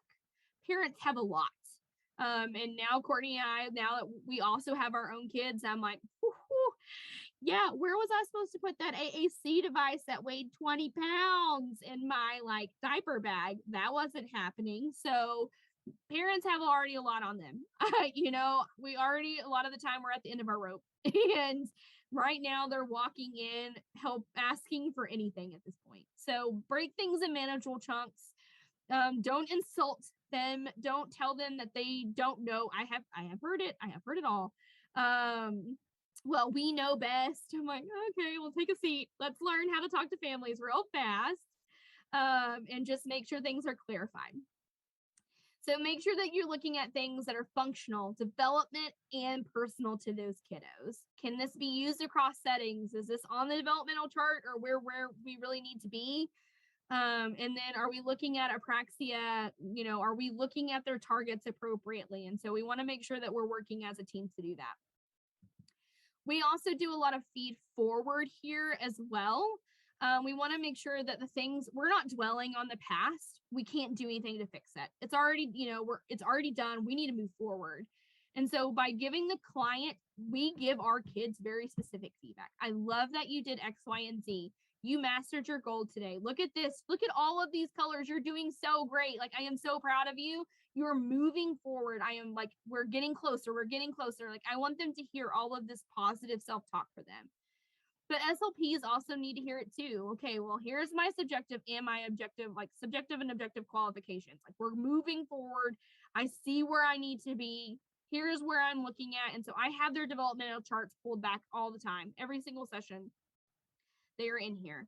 And families, I want them to see that there's trust and communication here. So many families have lost this at this point. They've lost the trust, they've lost the communication. And it's so sad to have them just walk in here and they're like, well, you're my 5th therapist. I've already fired 4 others. And I'm like, well, let's talk about what we need, like what's happened and where we need to go forward. And just having those kids walk in here and they know that they're loved and that they're safe is our biggest kind of like, we want them to know you're safe, you're loved, and we're going to make sure that you move forward in every single interaction that we have. I'm trying to make sure that they know that. Now, when I bundle all of this feedback up, I want to try and remove all of this. Like, when you hear negative, your brain automatically goes, I did so terrible. Like, and we also try to keep all of our feedback here to 1 minute. So I want them to hear everything that they need to in a short time, because they're not going to remember it. And so, where did it happen? So today in the gym, Johnny used da-da-da-da-da. He was so happy. And, like, hey, this is going to help X, Y, and Z. And this is what you can do at home. And that's where I leave it, because parents are already overwhelmed. I need them one thing, try it. They are not the therapist. They're mom and dad. And those kids aren't going to work for therapist mom and dad. So, and then you're going to be met with 2 reactions, right? You're either going to like refuse and reject this, or reflect and repair and go, cool. All right, he did X, Y, and Z today in therapy. Let's try and do this. And so you just want to make sure that you're moving forward at all times. Courtney's already kind of talked about these like tactile, like how she does her like DTTC and prompts. And so she has goals, and like these are very broad. We want to make sure these are very broad goals. And so we wanted to make sure though that you could see like we could be targeting at the same time, and it works. Coordination of therapy also helps because we can now see the frequency on both therapist terms.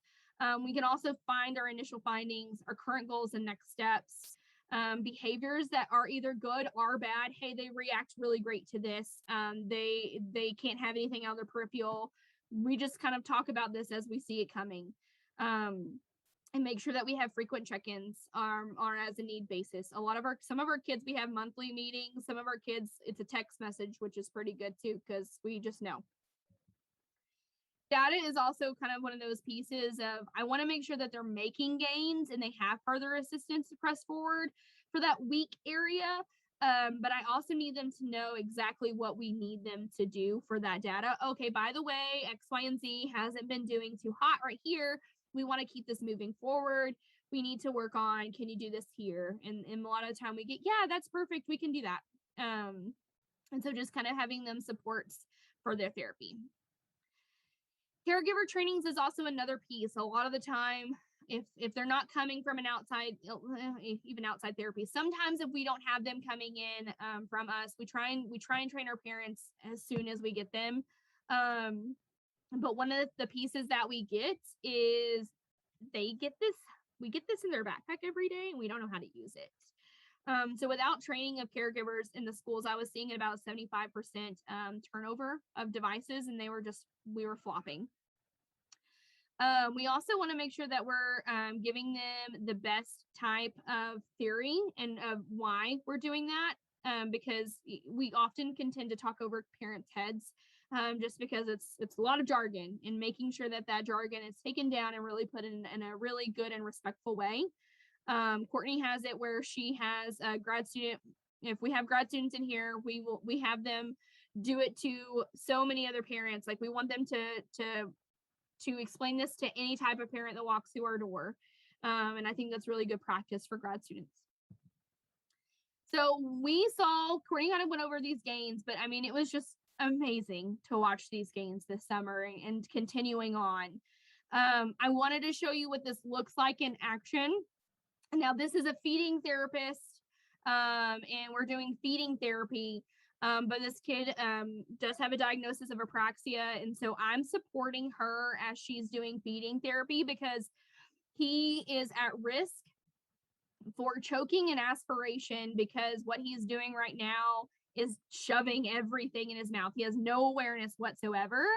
And what he is doing now is working on these big and little bites, because I need him to take little bites so he doesn't choke. And so I'm just supporting her on this. I'm letting her see, having him kind of watch our models do this. Okay, right, watch. Do we want water or more fish? Look. You want more fish, okay. More bites. More. You want me to move? Bite. More bites. Baba. You want me to move? He tries. Please.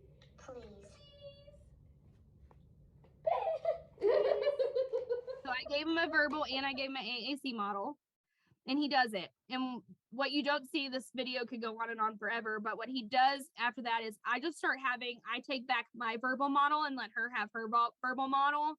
And even then, as soon as I was giving him just AAC words, he started attempting left and right over and over and over again, because right now he's getting all this oral motor. He's doing something with his mouth. He's trying to figure out what to do with the food, and it's just working. And he is so verbal right now. Like he was all over it. So we know this is information overload. So what do you do with all of this? Well, right now we need a lot more peer-to-peer reviewed studies. We need a lot of parents and caregivers to start lobbying to their lawmakers and insurance in order to have some dual authorizations, because this works and we need more support. Parents and providers also need some more training and support, to make this work. Other caregivers, other providers, we need the full team to be on board and ready to go. And we need more dynamic duos to spread this across, because I think we could change so many lives if we could start putting our separate on a shelf and coming together and saying, all right, I think this is going to do something. And a lot of the other questions that we got for previously were like, well, how do I find somebody to treat with me? Like AAC specialists and Apraxia specialists are kind of far and few between. So you've got to find both. And so this is the best way I can find you an AAC one. Call your rep. Those reps know who they want to send you to, and they'll say, okay, well, X, Y, and Z are good options. Call multiple reps and say, hey, where do you think? And if you start hearing the same name over and over, I'm going to reach out to all three. You can also do websites like Autism and AAC. They have professionals listed on their courses. If they're out doing that kind of thing and that level of work, they know a lot more AAC. And then if you have a therapist, see if they have somebody they'll suggest, because most of the time those therapists that are known for Apraxia and AAC, their names are already floating in your community. So ask around for those. And if you need to ask questions to those therapists, we would ask this: what methods are you doing to utilize to help your clients right now? What are your general approaches that you do? Tell me about if you've worked with Apraxia or AAC, and give me a little bit more information. You as a parent know when you're like, no, red flag. And then who are the therapists in the area that you work with frequently? Do you work with anybody? Or are you just like, I am in my own man's land? And how involved are your families within therapy sessions? And this has changed a lot for us since COVID, but we're trying to get back in that right track. And remember, this is a journey and it takes a village. And we want to make sure that as a village, we are increasing your subjective and objective notes towards progress, because everyone's on the same page. And therapists can and should coexist to help therapy gains. And keep bundling your feedback to caregivers, professionals, and clients so they have a great picture of where your participant currently is. Thank you so much for having us. Courtney and we're thrilled to have you guys, for us to come to you guys. So thank you so much. Again, you can reach out to us either through our emails or our phones. Awesome. Thank you both so much. I wanted to touch on a couple things, but first I would love to ask you, Stephen Rubin had asked if you could talk a little about AAC and Apraxia in older autistic adults. Okay. I have a few. Mm-hmm. Yeah, Do you want to start? Yes. My first thoughts on that are, it's a tremendous advantage because, like, number one, if you have an adult with apraxia coming to you, like, they're going to have much more of a sense of like, hey, I need autonomy and I need to be on board with this. And so, that almost moves like past intrinsic motivation, when you're dealing with that, because like, this is a grown adult that you're dealing with that has, like, they've lived a life. And so, honestly, I mean, I feel like it's essential regardless of someone's age, because you don't like, there's no age where you're like, okay, you're a person. But I do feel like by adding AAC, what you're telling your apraxia patient is like, I'm not infantilizing you, like, you're able to communicate with them on whatever level it is that they're communicating. So, whether they're younger and you're teaching them that these need to be like, staples in their life, that people need to value them as a person and communicate with them on their level, and make sure that they're in agreement with what services you're providing and how you're providing those services. Or, I would hope that I would not be teaching an adult with like autism and apraxia that they deserve those things. But, it's just, you're still doing the same thing, but I don't try to make it more like, I don't see how you could do friendly it for without. them. Yeah. Like I go towards more of their interests. We have a kiddo right now. He's not a kiddo. He's taller than I am, and he gives the best bear hugs. But I kind of got this sense of relief for him when we finally figured out what his system was. He was like, cool. Where's this been? Because I've been like dragging, and mom felt the same way. I think a lot of the time these families are like, well, they're this old now. If we haven't found it by now, we haven't found it. And I just don't, I think that's one of my favorite populations, because they are like, you got it. Like, you figure, like, I now can understand, like, you can understand me. Like, I've had all of this built up for years, and you'll even hear a lot of the AAC community, they'll even say, as a person like on the spectrum, like, I feel like I am a part-time user of AAC. Like, I'm verbal sometimes, and then I'm a part-time user also, which is pretty cool, because then they can, based upon what they feel and what that moment is, they can do whatever they want to do. And so I think this is a population that often is very underserved. Yeah. And the idea of honestly like doing apraxia therapy without that element, like on an adult, that just seems horrifying to me, to be honest. Like, yeah. And like, so someone else was saying before that there was a particular person they were thinking of who like is experiencing so much stress and trauma due to their complex body and not having that access yet, that, now they're becoming aggressive because there's so much turmoil going on. And so like, I just wanted to go back, because I think what you said is so incredibly important about addressing the trauma of having a complex body. We had Communication First who presented a couple months ago, and they were saying that, like, if you have a communication disability, basically anyone who supports you should be trauma informed, because it does create trauma and distress and like all of the things that, like, I think all the time of I have two kids. One can speak, one has a communication disability.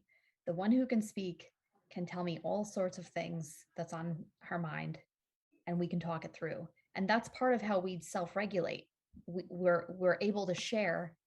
And so if that, even if you have AAC, it might still be really difficult to fully share. And so if you don't have any AAC, which this is, so let's go down this road as well. I hear constantly parents being told that their child isn't ready for AAC. It is 2021. We know the research is contrary to that. We know that communication is a human right.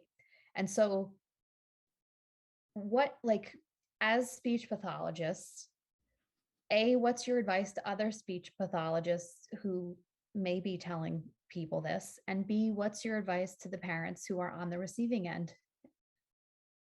Go ahead. Okay.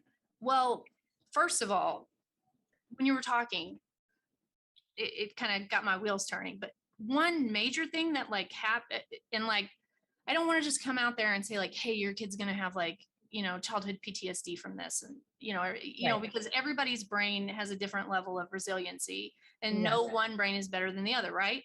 However, like one of the biggest issues that I see surrounding this is that, when I put that little thing up there about how your brain processes stimuli, right? So when you have a trauma response, you are not in your like higher level thinking brain. So like that aggressive behavior is going to get labeled as aggressive behavior. Guess what? It's not aggressive behavior. It's reflexive behavior. Yeah. Like this is not something that, and when I say trauma response, what I mean is like, this is a response that like, this is happening in your child or the adult's brainstem. They may not even be aware that it's Right. happening. They may not even be aware of what's triggering it. And so like with no way to communicate, you're just guaranteeing that like little, response that was efficient for them at that time, that has no way to pass through up into the higher functions of their brain and for them and give them a way to develop a different response to that. Yeah.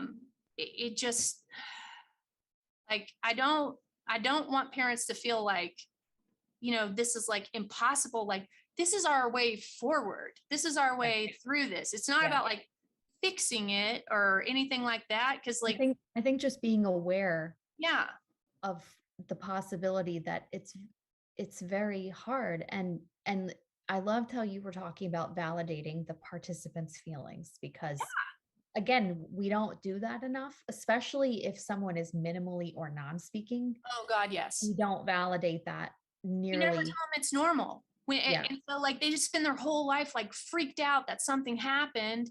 And it may be something that like when we hear it, we're like, oh, that just happens. Like that happens to me. Or it happens to everybody. But they don't know that because nobody tells them. It's just, it's wild. Experiences are very minimal, I feel like, because they don't understand it anyways. Well, how do we know? You have no idea. And I think, to go off your second question there, Jen, was like, what do we tell other SLPs? I think for me, it's get more education. Let's dive deeper, because we're spreading things that like the 90s called, they want their research back. Like we've moved past it. And I think we need to start getting more educated. We're spreading things that are ultimately hurting kids in the long scheme of things, that are now turning into adults. And then now who's going to like fight for them, because when they were little and but now it's not like that.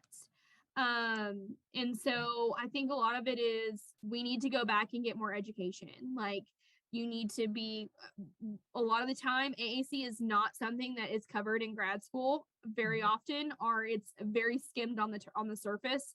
And I would love to get that changed as well, because you're not going to probably I don't know any therapist on their caseload that doesn't have an AAC system.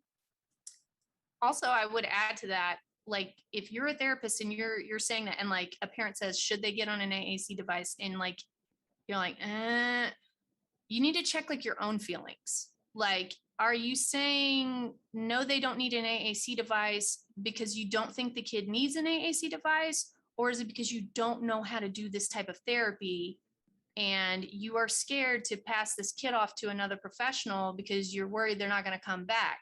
Well, if that's the case, like you've still won, because you are a communication advocate. Like if they go to Sarah and like that's their primary form of communication, I am happy because they have one. And if it's more efficient than what I can do motor speech wise, I am happy because they have found a more efficient, way of communicating with everyone in their world. Like that's what that's our big That's the reason we purpose. got here. We have a higher calling, like this is like a big calling. And like, that's the big rule. So like we need to like examine ourselves too. Yeah. And really, I mean, thinking about the fact that this is a human being that is being kept from accessible communication. I mean, that is some heavy stuff that I really feel like people don't think about enough. Like, if you're blocking someone from communication, that's a problem. Well, yeah. And like the idea of isolating someone from themselves. Yeah. Because if they never have the language to communicate, not only can they not communicate with like you, me, everybody else in the world, but like they can't communicate with like them inside of here. Like, what are we doing? Yeah. So then what do you say to parents? Because we just had a parent who commented on a post the other day saying, they were told by their child's SLP that, they're not ready for AAC. I would say that's I mean, I don't want to disparage another professional, but that's a red flag to me. Because if I'm working with a parent in a family, like I'm trying anything and everything, to help their kid communicate. And like, it shouldn't matter where the voice comes from. What should matter is that there's a voice. Mm-hmm. I think the other portion of that is, specialists are specialists for a reason. And maybe that thought of, well, they can't do it is I don't know what to try. I don't know where to go from here. I really didn't have a whole lot of this experience. And, a lot of the time that's what I get when I walk. Well, we were told we couldn't do this. And I'm like, well, let's see. Like, this is a trial and error. Let's give it a go. Well, they don't have joint engagement. I don't care. Like, they don't have joint attention. Well, I just need them, like, let's see if we can get them to engage. Like, something. So that's another thing I was thinking about too. Are either of you familiar with Pamela Wolfberg? No. Okay. So Barry Present, who I feel like I'm always plugging Barry Present, but like he's amazing. On his podcast. He had her on. She is, I think she's out of UC San Francisco, something like that. But she started, and I didn't like, this was all new information to me. But she created these things called integrated play groups, where she, is like having like neurotypical kids and like, autistic kids like play together. And she studied it for like just tremendous, like, body of data and like tons of actual like, science. But what she has found is like autistic kids like initiate play in different ways. And like, and that like neurotypical kids were like kind of like terrible at like identifying like when an autistic kid like wanted to play with them. And so, like, that's part of the double empathy problem. Yeah. Where, there's neurotypical bias on what social communication looks like. And like all of these prerequisites that people are pushing onto young children or even older people are based on a neurotypical framework as opposed to neurodivergent ways of social communication. Right. And so, and it's harder, it's easier, like, there's studies that show that it's between, two autistic people, for instance, and two neurotypical people will have an easier time communicating, with similar neurotypes. And the one thing I just wanted to throw this in while I was thinking too, because we've had Ann Donlin on in the past, who was like the pioneer of the least dangerous assumption and presuming competence. And what that says is that what will cause the least amount of damage, like what assumptions or what practices will you use that will cause the least amount of damage? And what that is that you presume that a person can communicate. They just need different access than what others may need.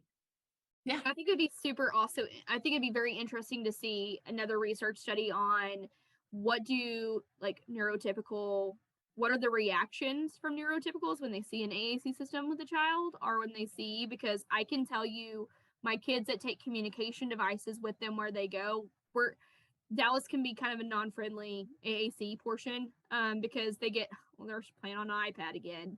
I'm like, Yeah. no, go communicate with them. And when we get kids that are being held out of classrooms or being held back from their grade level, now, like, we have a kid right now who was held back from a grade level to stay in another and stay below.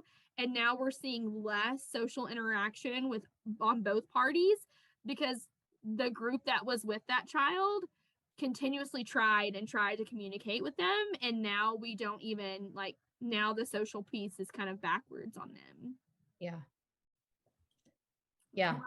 Yeah. And I like that whole element of it, to me, is just like baffling, because like in my mind, there is just as much value in exposing a neurotypical kid to a neurodivergent kid as there is, exposing a neurodivergent kid to a neurotypical kid. There is just as much to be gained both ways. Right. Because guess what? If you're little Courtney Willis and you're in the 4th grade, and you're going to grow up to be a speech pathologist who specializes in motor speech disorders, guess what? The first time you interact with somebody with a disability doesn't need to be in graduate school. Yeah. It Or needs after.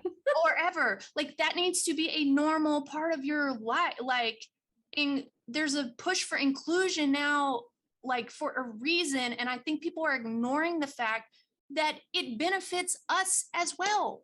Right. Like, we become more compassionate, empathetic people, sure.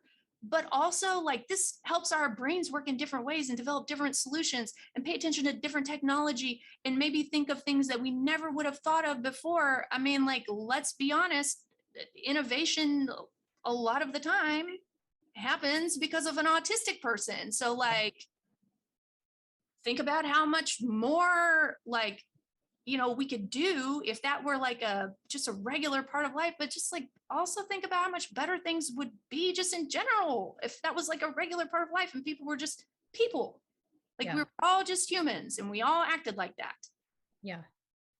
Yeah. I mean, we had a guest last week, and it was Jennifer White from Able Opportunities. And what I love about her message is that when you're in this field, you're a social justice worker. And so our job is to level the playing field. Mm-hmm. And, people should have the same rights that we have and the same access that we have. Okay. So one other thing that I would really love for both of you to touch on is the topic of encroachment. So if you could explain, number one, what is encroachment? Because I think a lot of people aren't even aware of what it actually means. And then how do you see it play out? And because, like, I know, I'm going to let you explain this part, but I know that I see people all of the time putting on parent sessions or seminars on communication when they in fact are not a licensed speech language pathologist, or don't have that communication coursework, as their foundation. So I don't know who wants to. Oh, I do. I knew it was coming. Yes. There's a reason why I chair that committee, for the state of Texas. But so encroachment is basically when another medical professional who is not trained or, doesn't have clinical expertise or, the training or education to practice, in a certain area, decides that their field does allow them to do that because they've decided that. And quite honestly, there's a lot of other, areas of medicine that are kind of fighting this as well. But a huge area is speech pathology and autism. And, I'm probably just going to get murdered for this, but, I can't not, I'm the type of person where I just can't not say things. So I'm going to say it. A lot of times I'll get kids, and let me preface this with there are good and bad practitioners in every field, every area, right? So when I talk about this, I'm going to talk about it from the perspective of both of the therapists are practicing at the top of their license, okay? And so if I'm a speech pathologist and I'm practicing, and when I say top of my license, it means I'm up to date with my continuing education. I was a great graduate student. You know, I know my stuff. If you ask me a question, I can tell you what study and where it came from and why it's important. And, you know, is it statistically significant? And was the research peer reviewed? I've taken graduate level assessment courses, yada, yada, yada, right? And so let's just use the example, because in the speech pathology world, we do see this. We'll see BCBAs come in and say that they can, use verbal behavior to do, you know, speech and language and everything else. And yes, I'm aware. Please don't murder me yet. But so let's actually take a look at the actual training, right? You know, profession against profession, right? When you look at a BCBA's graduate level, speech and language training compared to the graduate level speech and language training that a speech and language pathologist goes through, they're maybe getting like 1% of our training. And not only that, they're not being trained in like the, you know, medical and clinical underpinnings that we're trained to look for, to identify maybe something that's not a typical speech and language, hearing, disorder, right? Because we get trained on all of that. And then we get trained on the neurocognitive underpinnings of that, how it affects your brain. And so like when we see a kid, we know how to screen for hearing loss. We know how to screen for like feeding disorders, aspiration, penetration, things like that, right? So let's just look at how this would play out in the real world, right? So if, like say Jenny McLaughlin, who's at the Collier Center, right? She's a feeding specialist. I would consider her practicing at the top of her license, right? She has a best-selling book on picky eaters. To the New York Times calls when they want to know what to do about feeding. So Jenny gets a kid and they're going through and they're filling out their intake paperwork, and, little girl comes in and Jenny gets the list of symptoms, and mom notices that, or mom notes that, typically they see some, just kind of like odd behaviors, like after the kiddo's eating and has trouble sleeping, and, just things are happening when, she's laying down. Well, Jenny is going to, refer that kid out to a GI doctor, to rule out GERD, right? Because we're trained to do that. Like we had to learn all of the anatomy and physiology of feeding and swallowing and how all, I'm not a feeding specialist, but, where everything goes and where it's supposed to stay, right? And so we know when to send you to an outside medical professional to make sure that we rule out a medical etiology. And so Jenny sends that little girl to a GI doctor. He says, okay, this little girl has GERD. And Jenny says, great, because there's medicine for that, right? We treat that. And so this, issue gets treated. Jenny addresses like the sensory-based feeding disorder that, happened because this little girl started associating eating food with pain, right? Because she didn't know what was going on. Well, she's in there for a little bit. Jenny fixes the issue, problem solved, right? You take that same little girl and you send her to a BCBA and you say she's, refusing food at night, same list of things that Jenny got, right? But a BCBA isn't trained in the anatomy and physiology of feeding and swallowing, right? So this BCBA doesn't know, number one, like on their intake, there's nowhere, that it's just about behavior, right? So they're just looking at this from a behavioral perspective, which is fine because that's what they're trained to do. But it's not fine because it's not the area that they're trained in. They're taking a behavioral lens and they're applying it to a medical issue and like a healthcare therapy service. And so they say, okay, well, she's refusing food at nighttime. We're going to try all these behavior interventions and yada, yada, yada. Long story short, no matter how great the behavior intervention you provide is, you're never going to behaviorize the GERD. Like you can't like reinforce her upper and lower esophageal sphincter, with a reward. You just can't. Cause more trauma because Yeah. now we're terrified to eat. Right. And now we have to go on a G tube, and now we have X, Y, and Z. so and there's years of this. And so then finally this kid does get to Jenny, and Jenny says, okay, well, let's go to a GI doctor, because like all of these things, because of my training and my clinical expertise, all of these things seem like they might be GERD. Well, now she gets the medicine for GERD, but guess what? Now we have years of like trauma associated with this, because now people have treated a medical issue as a behavior.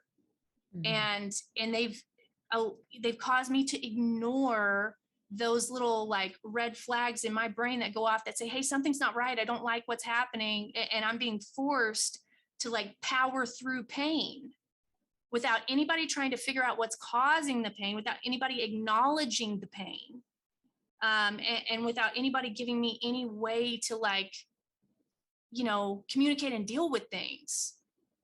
And so now when Jenny treats this kid's in feeding therapy for like years. Like that's how that plays out.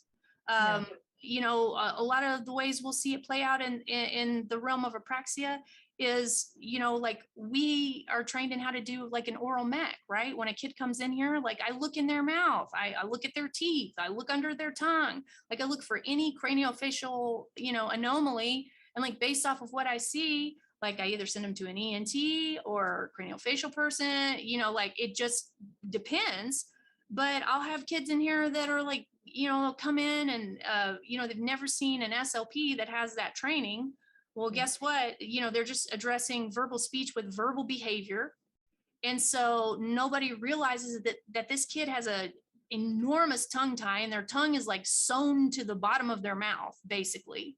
And for years, this kid has woken up and they've gone to their ABA clinic and they have tried to produce verbal speech, and they have failed for years, and nobody ever realized it was not physically possible for this child to do this thing. So this kid woke up every day of his life for 4 or 5 years, however long they're in there. And this little, kid brain woke up and he was excited for the day. And then he remembered he had to go somewhere where he was going to fail all day long.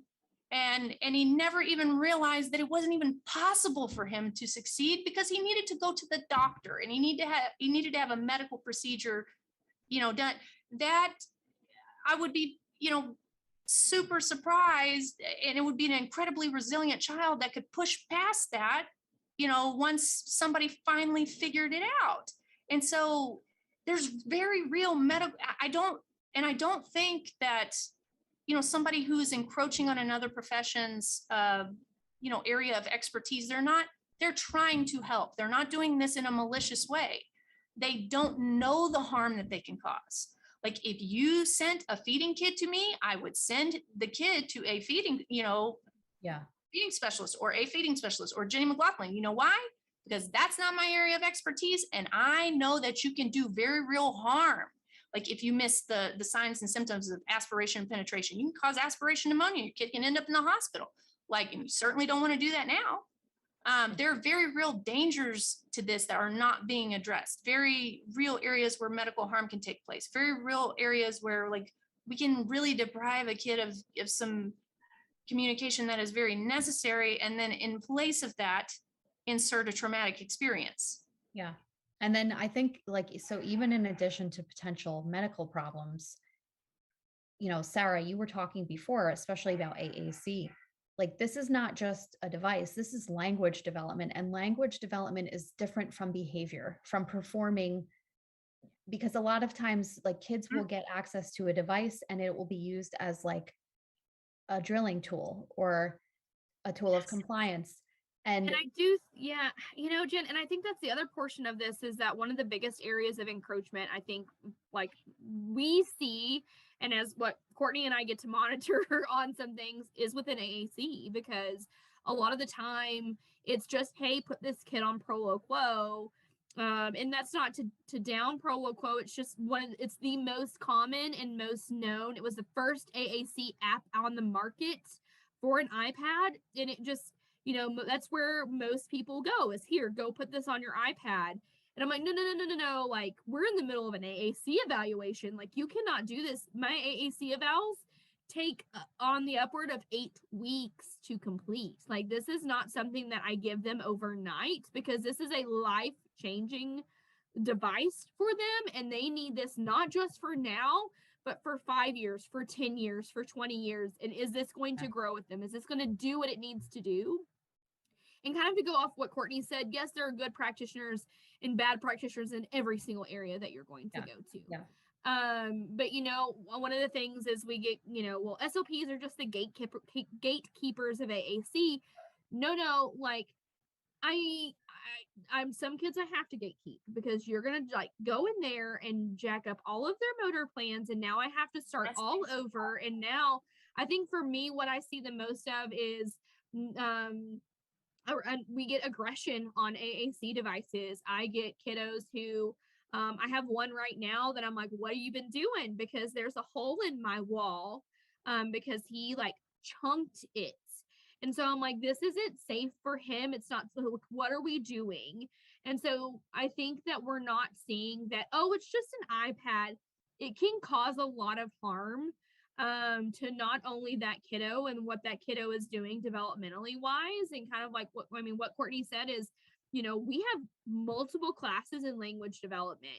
You ask me a question and I can spit out to you what Brown's morphemes and this and Banji's were. I can tell you, because that's my world, right? Like, I can spit it all out. And that's where you should be going, is someone that you can say, okay, this is where my kid is at. What's next? I'm like, all right, at 75 words, we should be pushing here. This is where we need to be going next. And I don't think I have been straight told to my face. And if this is not encroachment, I don't know what is I don't know why they need you, because I can do your job, OT and PT. Yeah. Well, and it's like, it always makes me think of this one commercial a few years back where it was like these two guys talking to each other, and they're like, where surgery's dirt cheap? Like, that's what and I'm not saying they're like dirt cheap surgery, but like, when you're a speech pathologist, you realize that kids don't learn to communicate by holding up, like if I trained a kid to, be able to identify 1,000 flashcards, they still could not form a sentence, because there's no flashcard for thee, no flashcard for like is, was, all of those other like filler words. Like, we don't learn through somebody like putting us in a chair saying, what's this, what's this, what's this, what's this, what's this, and taking data on that. That's not how babies learn. Have you ever seen a baby just strapped to a high chair and like forced to like, label like just flashcards? No, babies learn. And like MIT did a study on this. You can predict a baby's first word, and you can predict what room of the house they say their first word in. You know what it is? It's whatever word you say the most and whatever room you say it in the most. Nobody says milk in the bathroom first. Like, that doesn't happen. They heard, oh, milk. Oh, you want the milk? Oh, mama's going to get you the milk. Let's open the refrigerator and get some milk. Oh, okay. Oh, here's your milk. I'll pour you the milk. Oh, you're thirsty. You want some milk. And then all of a sudden the baby says milk. Well, that's not because somebody held up a milk flashcard 50 million times. It's because they had an experience, they had a connection, and they had someone modeling that communication. Well, that's very hard to condense down into a positive or negative reinforcer or antecedent, all of the behavior terms. Like, that's like 1% of the complexity of language. So it's like they're taking like a 1% subset of like all of the essential stuff that go into like teaching a kid to communicate, and they're saying we're just going to focus on that. Like, for their training, they're doing what they know to do, but it's just not training that's applicable to something as complex and intense, and like just something that touches so many other areas of medicine and healthcare. Like, you have to have very specific training for that. Yeah. And generally, I mean, this is a greater issue in terms of autism, and, the way that the nervous systems have been largely left out of a lot of the practices that have gone on. The perspectives of the actual community has been left out. Yep. So I think making sure that we're including those things in what we do, knowing that communication is a human right. It's happens between people. It's not a performative act. No. Those are all important things for people to remember. And before we go, I wanted to say that next week we have Marge Blanc coming back, who's a speech pathologist who specializes in Gestalt language processing. And she's going to be talking a lot about the history of linguistic research and, everything that we know about language development, which,